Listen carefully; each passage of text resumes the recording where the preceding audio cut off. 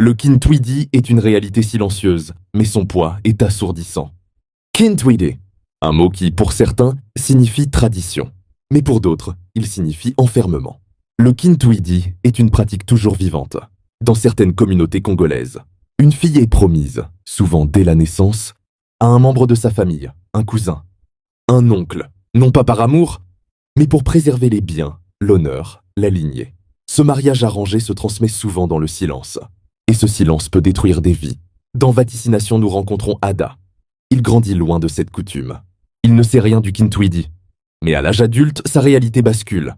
Ses parents lui annoncent qu'il doit épouser sa cousine Elena, en vertu d'un engagement familial pris dès sa naissance. Ada, pris entre le respect de ses parents et son propre malaise, accepte. Mais Elena refuse. Elena est chrétienne. Et pour elle, le mariage n'est pas un devoir imposé par la famille, mais un engagement sacré, fondé sur l'amour, la liberté et la foi. Son refus n'est pas une rébellion, c'est un acte de conviction. Elle choisit Dieu, la liberté et sa dignité. Ce film n'est pas une fiction ordinaire, c'est un avertissement. Le Kintwidi n'est pas qu'un héritage culturel. C'est parfois un système d'oppression, déguisé en tradition. Il enlève la parole aux jeunes, il étouffe les femmes. Et il perpétue un cycle où la peur prend la place de la liberté.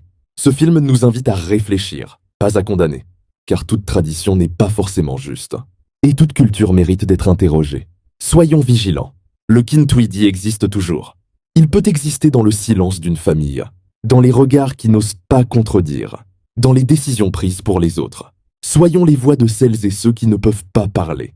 Soyons attentifs, éveillés, solidaires. Parce que le changement commence avec la conscience. Le Kintwidi est une réalité. Mais la conscience est le début de la liberté.